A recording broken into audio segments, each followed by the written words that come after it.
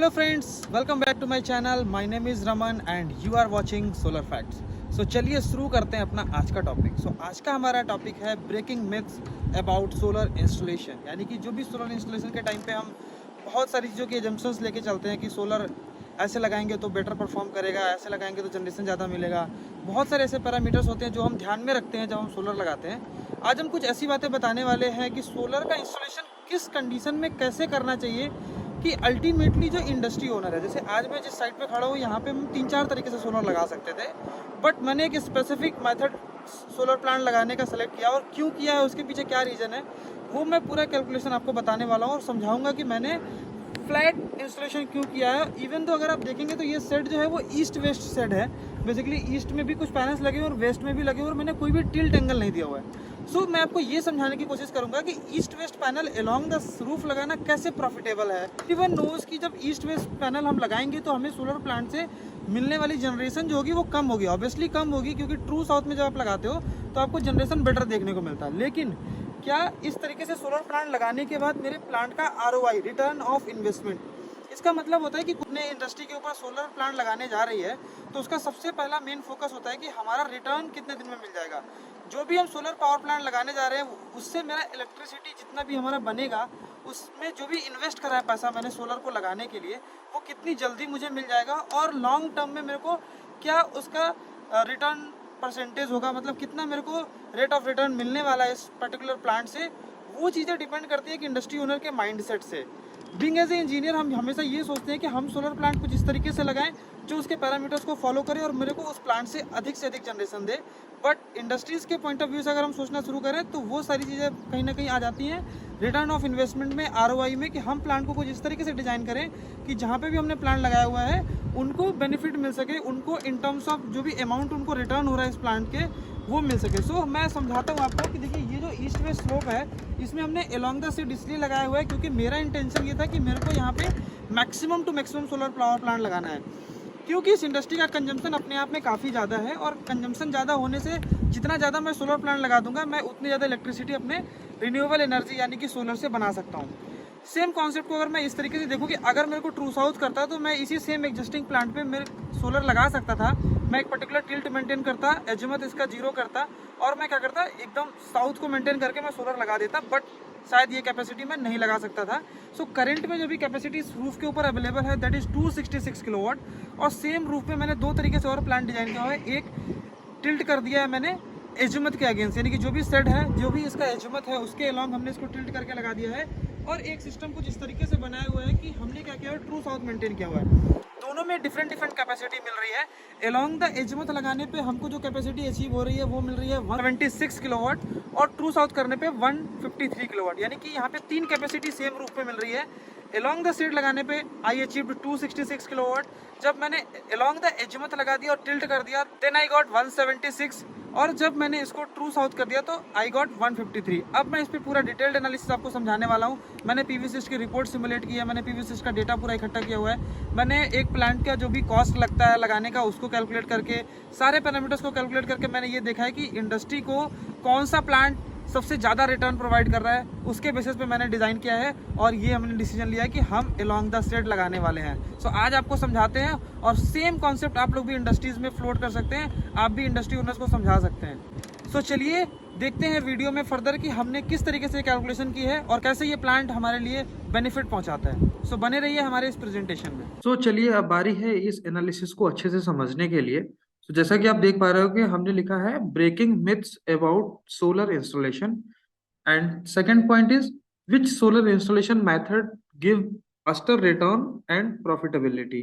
यानी कि कौन सा मेथड आपको फास्टर रिटर्न और प्रॉफिटेबिलिटी देता है सोलर इंस्टॉलेशन में, जो कि इंडस्ट्री ओनर देखते हैं. क्योंकि इंडस्ट्री ओनर्स को कहीं ना कहीं वो प्रॉफिट और रिटर्न्स पे उनको ज्यादा समझ आती है बात. Being as a solar EPC company हम लोग को ये समझ आता है कि हमको सोलर कुछ इस तरीके से लगाना है जिसमें हम मैक्सिमम टू मैक्सिमम जनरेशन को अचीव कर पाए. बट एक इंडस्ट्री ओनर से जब आप बात करेंगे जो सोलर लगाने चाहता है वो कहीं ना कहीं फास्टर रिटर्न्स और प्रॉफिटेबिलिटी की बात कर रहा होता है. इन्हीं सब चीजों पे हमने आज का जो ये सेशन है वो ऑर्गेनाइज किया हुआ है और यही सारी चीजें हम आज के सेशन में बताने वाले हैं, जिसके बेसिस पे आप भी डिसाइड कर सकते हैं कि आप अपने प्रोजेक्ट को किस तरीके से लगाना चाहते हैं. यहाँ पे आपको एक बिल्डिंग दिख रही होगी. इस बिल्डिंग पे हमने सोलर इंस्टॉलेशन किया हुआ है। ये जो बिल्डिंग है इस पे हमने डिफरेंट डिफरेंट तरीके से पहले लेआउट करा हुआ है कि हम कैसे कैसे पैनल्स लगा सकते हैं। और ट्रू साउथ लगाते हैं तो क्या इंस्टॉलेशन कैपेसिटी हमारा आता है सेम एग्जिस्टिंग प्लांट पे। अलोंग द रूफ लगाते हैं तो क्या आएगा, और अगर हम एजिमुथ पे लगाते हैं तो क्या आएगा। ये तीनों एनालिसिस करने के बाद हमने ये देखा है कि क्या प्लांट से जनरेशन आएगा, रिटर्न किस हिसाब से आएगा, क्या हमें यूनिट्स मिलेंगी। एक कंपनी जो अपना ऑलरेडी यूनिट कंजम्पशन उसका बहुत ज्यादा है, उसको हम कितना सपोर्ट कर पाएंगे इस चीज में, वो सारी चीजें हमने की हुई हैं। तो हम आपको दिखाते हैं वन बाई वन। मे भी थोड़ा सा बड़ा हो सकता है ये, क्योंकि इसमें काफी चीजें हैं। पीवीसिस्ट की रिपोर्ट भी है, आरओआई भी है। हमने ये भी देखा है कि इंडस्ट्री में इतने यूनिट का कंजम्पशन है तो हमारे को कितना टाइम लगेगा, या 25 ईयर्स में कितना रुपए का इलेक्ट्रिसिटी ये यूज कर एग्जिस्टिंग सोलर प्लांट लगाने के बाद। वो सारी कैलकुलेशन की हुई है, तो काफी इंटरेस्टिंग है। तो चलिए देखते हैं एक एक करके। सो ये देखिए सेम छत है, सेम छत पे लेआउट वन, लेआउट टू और लेआउट थ्री करके हमने इसमें डिजाइन किया हुआ है। सो लेआउट वन में देखेंगे कैपेसिटी जो है वो 266 किलोवाट एसपीपी, मतलब होता है सोलर पावर प्लांट। यानी कि layout one along the roof अगर हम बात करते हैं तो हमने इसमें कितना लगा दिया सोलर सिस्टम, 266 किलोवाट का लगा दिया। Now coming to the next point कि अगर हम इसको अलोंग द एजिमुथ लगा देते हैं तो हमने कितना अचीव किया, हमने इसमें अचीव किया 176 किलोवाट। यानी कि एजिमुथ हमने अलोंग द एजिमुथ लगा दिया और टिल्ट करके लगाया हुआ है। सो हमने इसमें 176 किलोवाट अचीव किया हुआ है। एंड थर्ड पॉइंट जो कि मतलब टेक्निकली बिल्कुल पूरी तरीके से फिट है, ट्रू साउथ भी है, एजिमुथ भी जीरो है, और हमने एक पर्टिकुलर टिल्ट भी दिया हुआ है। तो ये जो थर्ड वाला लेआउट है वो इंजीनियरिंग पॉइंट ऑफ व्यू से थर्ड वाला layout is perfect. First layout जो है वो आरओआई और प्रॉफिटेबिलिटी के हिसाब से परफेक्ट है। अब इस एनालिसिस में हम एक एक करके सबको देख लेते हैं कि कैसे परफेक्ट है और किस टर्म में परफेक्ट मैं बोल रहा हूँ कि जल्दी आपको रिटर्न मिल रहा है या आपको इलेक्ट्रिसिटी कॉस्ट कम पड़ रहा है, क्या हो रहा है, पूरे एनालिसिस को समझ लेते हैं। तो यहाँ पे देखिए फर्स्ट जो हमने आपको लेआउट बोला था जिसमें 266 किलोवाट सोलर सिस्टम लग रहा था, उस पे हमने एनालिसिस किया है और पीवी सिस्ट की रिपोर्ट जनरेट की हुई है। तो अगर आप यहाँ पे देखेंगे तो जो सेट है वो दो तरफ उसका स्लोप है, एक इस तरफ स्लोप है और एक दूसरी तरफ ये स्लोप है। तो यहाँ पे अगर आप देखोगे तो मैंने दो पैरामीटर्स लिए हुए। टिल्ट 5 डिग्री है क्योंकि स्लोप जो है दोनों तरफ वो 5-5 डिग्री का है, इसलिए मेरा टिल्ट जो है वो 5 डिग्री का है। उसके बाद बात आती है एजिमुथ की। एजिमुथ में अगर आप देखोगे तो ये पैनल मेरे कुछ इस तरीके से लगे हुए हैं। तो इसका डायरेक्शन और इसको डायरेक्शन को अगर आप देखोगे, रेड वाला पॉइंट जो है वो पैनल का टॉप है, यानी कि ये वाला पॉइंट है। सो ये वाले जितने पैनल्स लगे हुए हैं इनका एजिमुथ है 28 डिग्री। सो 28 डिग्री पे भी हमने सोलर पैनल को बिछाए हुए हैं। एंड सेम अगर आप इसको देखोगे तो यहाँ पे एजिमुथ आ रहा है -112, यानी कि 112 डिग्री माइनस में एजिमुथ एंगल है। तो हमने इसको भी कंसीडर किया हुआ है।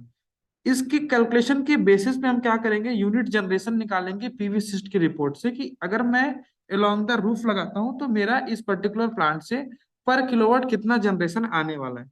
अगर आप कुछ प्रोजेक्ट का डिटेल देखना चाहते हैं तो आप देख सकते हैं। Plant capacity is 266 kilowatt. Solar PV modules हमने 450 वाट कैनेडियन सोलर कंसीडर किया है इस केस में। टोटल नंबर ऑफ मॉड्यूल्स जो मेरा इस लेआउट में लगा हुआ है that is 592 number of modules लगाए हुए हैं हमने। टिल्ट एंगल इज 5 डिग्री एज पर सेट टिल्टेड, मतलब जो भी सेट का टिल्ट है उसके हिसाब से हमने 5 डिग्री ही कंसीडर किया हुआ है। टोटल इस रूफ का एरिया देखेंगे बेसिकली तो that is 2245 square metre area है इसका। बिल्डिंग का azimuth angle is -112 degree 320 panels के लिए। एंड रिमेनिंग 272 पैनल्स के लिए इसका एजमत जो है वो 28 डिग्री है। Location coordinates is greater Noida की साइट है। पर्टिकुलर हमने यहाँ पे लेट लॉन्ग नहीं डाला है, बट ये ग्रेटर नोएडा की साइट है और हमने इसको इंस्टॉल किया हुआ है।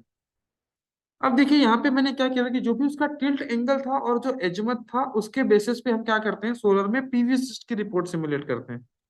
पीवी सिस्ट की रिपोर्ट हमको ये बताती है कि उस पर्टिकुलर लोकेशन पे जो भी हमारा टाइप ऑफ ओरिएंटेशन है या लगाने का जो तरीका है सोलर पैनल को, उससे हमें कितना जनरेशन मिलने वाला है।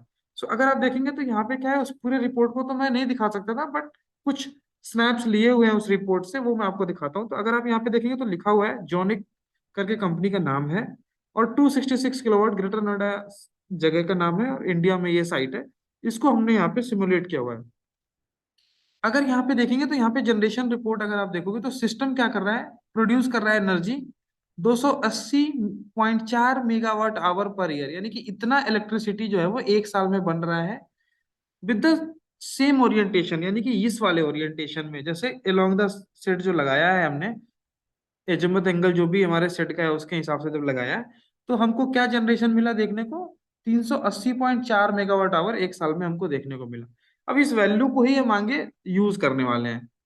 अब देखिए ये एक सीट है जहां पे हम रिटर्न ऑफ इन्वेस्टमेंट कैलकुलेट करके हमारे कस्टमर्स को देते हैं। सेम सीट पे अब मैं ये देखने वाला हूँ कि जो भी यूनिट मुझे जनरेट हुआ है मेरे उस प्लांट से, पीवीएसएस की रिपोर्ट जो मुझे बता रही है, उसके बेसिस पे मेरा रिटर्न कितनी जल्दी निकलने वाला है। सो यहाँ पे installed capacity is 266 kilowatt. Average generation जो हमने लिया हुआ है ये हमारे पीवीएसएस रिपोर्ट से आया। देखिए 380.4 था मेगावाट आवर, यहाँ पे मेरा क्या है किलोवाट आवर पर एनम। तो मैंने इसको सेम ही वैल्यू लिखा हुआ है 380.4 मेगावाट आवर को जब आप किलोवाट आवर में बदलेंगे तो दिस विल बी 380,400। ये मैंने यहाँ पे वैल्यू पुट कर दिया है। पावर रिडक्शन होता है आपका 0.7%। तो ये पावर रिडक्शन भी हमने पकड़ा हुआ है, क्योंकि जो सोलर पैनल है वो ईयर बाय ईयर क्या करेगा, अपना इलेक्ट्रिसिटी जो बनाने की कैपेसिटी होती है उसकी वो रिड्यूस हो जाती है, यानी कि डिग्रेड होता है पैनल। और जो आपको आज इलेक्ट्रिसिटी मिल रहा है, जो भी एनर्जी आप बना रहे हो आज के टाइम में, यूनिट जो आपके प्लांट दे रहे हैं, वो आपको हर ईयर नहीं मिलने वाला है, ईयर बाय ईयर वो डिग्रेड होगा। सो उसके बेसिस पे हमने ये फैक्टर भी पकड़ा हुआ है। Expected minimum life time of the solar power plant is हमने 25 साल का पकड़ा हुआ है। सेविंग हमने ये पकड़ा हुआ कि 10 रुपए यूनिट वहां की इलेक्ट्रिसिटी है, और हर साल इलेक्ट्रिसिटी भी 3% के हिसाब से बढ़ेगी रेट उसका। हमने इस एग्जिस्टिंग प्लांट का एनुअल मेंटेनेंस कॉस्ट भी 1% पकड़ा हुआ है अपनी प्रोजेक्ट कॉस्ट का। और ईयरली एसेलरेशन इस 1% की वैल्यू पे 4% का एसेलरेशन लिया हुआ है। यानी कि कहने का मतलब है कि अगर इस प्रोजेक्ट को मेंटेन करने के लिए मुझे आज 100 रुपए लग रहे हैं, तो अगली साल मैंने इसको मेंटेन करने के लिए 104 रुपए पकड़े हुए हैं, यानी कि 4% का एसेलरेशन लिया हुआ है। अब यहाँ पे देखिए ये जो प्रोजेक्ट था, ऊपर जो इंस्टॉलेशन का मेथड था उसके बेसिस पे हमने इस प्रोजेक्ट की कॉस्टिंग निकाली। और हमने ये देखा कि इस सेम प्रोजेक्ट को जो भी इंस्टॉलेशन का मेथड है उसके हिसाब से 111.72 लैक्स में हम इस प्रोजेक्ट को लगा सकते हैं। ठीक है, इस कॉस्ट पे हम इसको लगा सकते हैं। और इंटरेस्ट भी हमने पकड़ा हुआ है कि 10% के इंटरेस्ट पे हमने ये पैसा लोन पे किसी से लिया हुआ है। पेमेंट पीरियड 5 साल है। Accelerated depreciation value is 40%, tax rate is 33%। अब इस सारी वैल्यूज जो भी वैल्यूज हमें मिली हैं उसके बेसिस पे हमने कैलकुलेशन शुरू की। तो आप अगर देखोगे तो हमने क्या क्या बोला कि 380.4 मेगावाट आवर था, इधर किलोवाट आवर में डालना है तो 380,400 मेरे को पहले साल मिला। यूनिट रेट मेरा 10 रुपए था। सेविंग ऑन इलेक्ट्रिसिटी अगर आप देखोगे C is equal to A into B, यानी कि जो भी मेरा यूनिट जनरेटेड हुआ उसमें मेरा जो इलेक्ट्रिसिटी का कॉस्ट था उसको मल्टीप्लाई कर दूंगा। उसके बाद D is the gross value. यहाँ पे एक्सेलरेटेड डेप्रिसिएशन की वैल्यू भी हमने कंसीडर की हुई है। ये सेपरेट मैं एक अलग से इस पूरी सीट को समझाऊंगा। अभी के लिए आप ये देखिए कि हमने यहाँ पे क्या किया हुआ है कि जो भी यूनिट मेरे जनरेट हो रहे हैं वो हमने उसमें अमाउंट निकाल लिया कि ये कितने रुपए से मेरा इलेक्ट्रिसिटी का कॉस्ट आज का है और कितना यूनिट बन रहा है, तो मेरे को साल में कितना रिटर्न मिलने वाला है। डेप्रिसिएशन वैल्यू और सारी वैल्यूज को ली हुई है।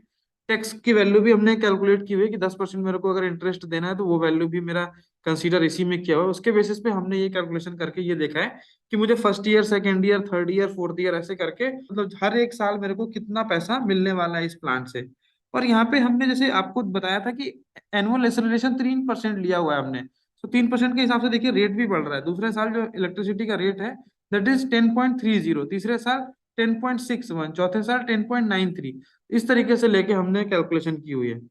अब यहाँ पे ये कैश फ्लो एनालिसिस आ गया। कैश फ्लो एनालिसिस में हमको ये पता चलेगा कि जो भी पैसा हमने लगाया है, यानी कि कितना पैसा लगाया था हमने, 111.72 लैक्स जो हमने लगाया है वो मुझे कितने साल में मिल रहा है इस पर्टिकुलर प्लान से।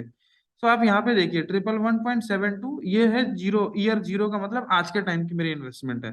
पहले साल मेरे को ये क्या कमा के देगा वो वैल्यू, दूसरे साल, तीसरे साल, चौथे साल, ये करते करते 26th ईयर में मेरे पास 8,33,586 रुपये में माइनस में हूँ। यानी कि जो भी पैसा मैंने लगाया था उसमें अभी भी मेरे को 8,33,586 रुपये मेरे को अभी भी इस प्लांट से निकाल रहे हैं। और 27वें महीने ये प्लांट जो है वो प्रॉफिट में चला गया। यानी कि जितना पैसा हमने इस प्रोजेक्ट में लगाया हुआ था, जितना पैसा का मतलब ये 1,11,72,000 रुपए जो हमने इसमें लगाए हुए थे वो मेरे को 27वें महीने प्रॉफिट देके जा रहा है। यानी कि 27वें महीने से ऑनवर्ड्स अगर मैं देखूं तो ये मेरा जो प्लांट है वो प्रॉफिट की कंडीशन में जा रहा है, यानी कि मेरे को प्लस पैसा दे के ही जा रहा है हर टाइम पे। तो यहाँ पे मुझे पता चल गया कि 26 महीने में मेरा रिटर्न मिलने वाला है इस पर्टिकुलर प्लांट से, अगर मैं इस तरीके का इंस्टॉलेशन करता हूँ। अब इसको देखिए, इसमें हमने कॉस्ट एनालिसिस करा हुआ है, फैक्ट्री के पॉइंट ऑफ व्यू से किया हुआ है। तो अब यहाँ पे अगर आप देखोगे बड़ा इंपॉर्टेंट सीट है ये, काफी अच्छे से समझ में आएगा आपको। कि we are assuming that the current factory having 400 megawatt hour yearly energy consumption, यानी कि 400 उसका ईयरली कंजम्पशन है उस फैक्ट्री का जहां पे हमने ये सोलर लगाया है। Total energy generated from 266 kilowatt solar power plant is 380.4 megawatt hour, जो कि हमें पीवी सिस्ट की रिपोर्ट से मिला था। देखिए मैं आपको वापिस से दिखा देता हूँ, पीवी सिस्ट की रिपोर्ट में हमें पता चला था ना कि 380.4 मेगावाट आवर हमारा इलेक्ट्रिसिटी जनरेट होगा इस प्लांट से। वही वैल्यू हमने यहाँ पे बता दी। Annual acceleration on grid tariff in percentage 3% हमने यहाँ भी लिया हुआ है कि आपका 3-3% के हिसाब से रेट बढ़ेगा इलेक्ट्रिसिटी का, वो कम नहीं होने वाला है। अब यहाँ पे हमने क्या देखा है कि देखिए पहले साल जो हमको मिल रहा था वो कितना मिल रहा है, 380,400 यूनिट्स मेरा सोलर बना के दे रहा है पहले साल, करेक्ट। अब मेरा टोटल कंजम्पशन कितना है, 400 मेगावाट आवर, जिसमें से 380.4 मेगावाट आवर मेरा सोलर दे रहा है। रिमेनिंग मेरा कितना बच गया, पूरा करने के लिए उसको 19.6 मेगावाट आवर ग्रिड से लेना पड़ेगा। और ग्रिड का टैरिफ हमने पहले साल क्या पकड़ा हुआ है, 10 रुपए। तो इसके हिसाब से उसको सोलर लगाने के बाद भी पहले साल उसको 1,96,000 रुपए इलेक्ट्रिसिटी पे देना पड़ेगा सोलर लगाने के बाद ना। अब बात आती है दूसरे साल। दूसरे साल भी देखिए यहाँ पे क्या हो रहा है, जैसे मैंने इसमें बताया था ना कि जो पावर जनरेशन है वो डिग्रेड होता है 0.7% से। सो उसी हिसाब से इसका डिग्रेड करने के बाद कितना आ रहा है, 368,988। तो यही वैल्यू हमने यहाँ पे पुट की हुई है, 368,988, यानी कि 368.988 मेगावाट आवर सोलर से मिलेगा। और रिमेनिंग जो होगा वो क्या करेगा, ग्रिड से कंज्यूम करेगा। और दूसरे साल जो टैरिफ होगा वो बढ़ जाएगा 3% से। सो सेम कैलकुलेशन अगर आप देखोगे तो ये क्या हो रहा है कि दूसरे तीसरे चौथे साल करते करते 25वें साल क्या हो रहा है कि सोलर का जनरेशन जो है वो धीरे धीरे धीरे धीरे जब डिग्रेड हो रहा है, तो सोलर से जनरेटेड इलेक्ट्रिसिटी तो कम हो रही है। और इधर क्या हो रहा है, मेरा ग्रिड पे डिपेंडेंसी मेरा बढ़ता चला जा रहा है। तो पहले साल अगर आप देखोगे तो 19.6 मेगावाट आवर यूज कर रहा था, और 25वें साल अगर आप चले जाओगे तो 86.061 मेगावाट आवर उसको ग्रिड से लेना पड़ रहा है, क्योंकि सोलर जो है वो धीरे धीरे डिग्रेड हो रहा है। डिमांड मेरा कांस्टेंट है, तो ये मेरा क्या हो रहा है, ग्रिड पे डिपेंडेंसी मेरा बढ़ रहा है। और टैरिफ सेम चीज है कि टैरिफ भी हमारा क्या हो रहा है, 3% की रेट से बढ़ता चला जा रहा है। तो अगर आप यहाँ पे देखोगे तो हमने क्या किया है कि हर साल का ये निकाला है कि कितना पैसा मुझे इलेक्ट्रिसिटी पे लगेगा इस 266 किलोवाट सोलर पावर प्लांट लगाने के बाद। तो यहाँ पे हमने टोटल सम कर दिया है। यहाँ पे अगर आप पढ़ोगे तो लिखा हुआ है total electricity bill paid to DISCOM in 25 years, यानी कि 25 साल में मेरे को इतना 223.93 लैक्स, यानी कि 223.93 लाख रुपीस हमको जो है इस पे इन्वेस्ट करना पड़ेगा इस प्लांट को लगाने के बाद भी, यानी कि 266 किलोवाट लगाने के बाद भी। Total solar plant cost for 25 years, ये हमने जो कंसीडर किया था 111.72, ये आप यहाँ से देख सकते हैं, 111.72 लाख रुपीस हमने इस प्लांट को कॉस्ट कर किया था कंसीडर। सो वही कॉस्ट यहाँ पे भी डाल दी है। इन दोनों कॉस्ट को ऐड कर दिया, क्योंकि अल्टीमेटली सोलर से भी इलेक्ट्रिसिटी मिल रहा है फैक्ट्री को और ग्रिड से भी मिल रहा है। तो अगर मुझे टोटल इलेक्ट्रिसिटी के ऊपर खर्च निकालना है तो मैं क्या करूंगा, इलेक्ट्रिसिटी पे जितना पैसा दिया है वो ऐड करूंगा और सोलर की कॉस्ट ऐड करूंगा।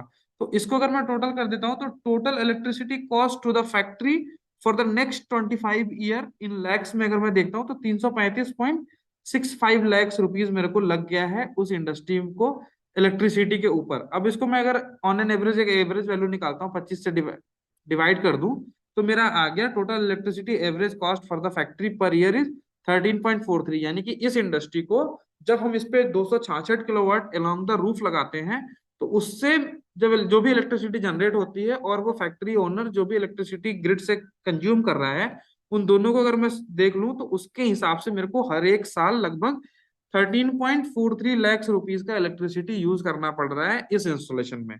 अब हम चलते हैं दूसरे इंस्टॉलेशन में। क्योंकि ये पहला इंस्टॉलेशन था, इसमें मैंने हर एक पॉइंट को थोड़ा सा टाइम लेके समझाया है। दूसरे तीसरे में हम थोड़ा सा जल्दी बताएंगे आपको, और एक लास्ट सीट में जहाँ पे एनालिसिस किया हुआ है वह मैं आपको थोड़ा सा टाइम लेके अच्छे से समझाऊंगा।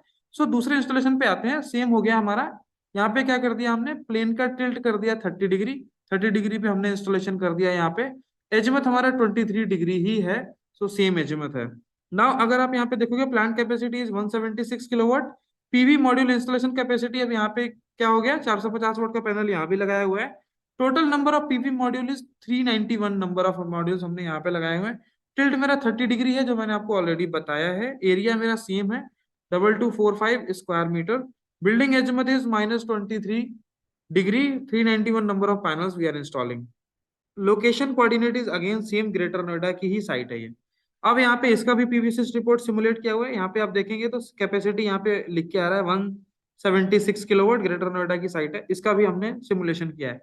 अब यहाँ पे देखिए क्या हो गया, यहाँ पे इलेक्ट्रिसिटी जनरेशन आ रहा है मेरा उस पर्टिकुलर प्लांट से, वो क्या हो गया, उसमें 380 के आसपास आ रहा था, यहाँ पे हो गया 270.3 मेगावाट आवर, क्योंकि यहाँ पे कैपेसिटी जो है वो इंस्टॉल्ड कैपेसिटी 266 किलोवाट से कम होकर 176 किलोवाट पे आ गई है। तो इस वैल्यू को हम कंसीडर करते हुए देखेंगे फर्दर एनालिसिस। यहाँ पे अब देखिए 176 किलोवाट आ गया, हमने वही वैल्यू पुट कर दी, 270.3 मेगावाट आवर जो जनरेशन पीवीसी से निकल के आया है, ये वाला जनरेशन, सेम वैल्यू को यहाँ पे पुट कर दिया है हमने। और बाकी सारे पैरामीटर्स हमने सेम रखे हुए हैं, और इंस्टॉलेशन कॉस्ट भी हमने, जो भी पीसी की कॉस्ट आएगी टिल्ट करने के बाद स्ट्रक्चर की कॉस्ट में 1-2 रुपए का फर्क आएगा, वो इसमें ऐड ऑन करके हमने ये वैल्यू लैक्स में पकड़ी हुई है। और इस पे फिर हमने क्या कर दिया, एनालिसिस शुरू कर दिया है। सो पहले साल मेरे को 270.3 मेगावाट आवर मिल रहा है, 10 रुपए का टैरिफ है, इसके हिसाब से हमने कैलकुलेशन शुरू कर दी। इसका भी मैं दिखाता हूँ कि कैसे मेरे को रिटर्न मिल रहा है। तो अगर आप यहाँ पे देखेंगे तो उस केस में मुझे 27th मंथ में वहां पे भी रिटर्न ऑफ इन्वेस्टमेंट मिल रहा था, इस वाले केस में भी मेरे को 27वें महीने में ही मेरे को रिटर्न मिल रहा है। ये मार्च मार्च आपका 27वां महीना जो बन रहा है, इसमें आपको ये प्लांट जो है 2,66,418 रुपए आपको प्रॉफिट दे के जा रहा है। बट फर्क केवल इतना है, उसमें हमारे को 27वें महीने जो प्रॉफिट था वो 2 लाख रुपए नहीं था, वो काफी कम था। मैं आपको दिखा देता हूँ। सो यहाँ पे देखिए, ये है हमारा 266 किलोवाट, इसमें 71,000 रुपए का ही प्रॉफिट था 27वें महीने में। इसमें थोड़ा सा प्रॉफिट बढ़ा है, क्योंकि आपने अलोंग द एजमत लगाया हुआ है, टिल्ट करके लगाया हुआ है। तो यहाँ पे अगर आप देखोगे तो वहां 71 था, यहाँ पे आपका 2,66,000 रुपए आ रहा है। थोड़ा सा प्रॉफिट बढ़ा है क्योंकि आपका जनरेशन बेटर हुआ है, इन्वेस्टमेंट आपका उसमें कम लगा है। बट आगे देखते हैं कि और सारे पैरामीटर्स पे कैसा इसका इम्पैक्ट देखने को मिलेगा।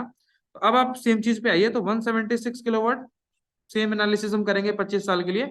400 मेगावाट अभी भी सेम ही प्लांट है, तो कंजम्पशन सेम रहेगा ऑब्वियसली।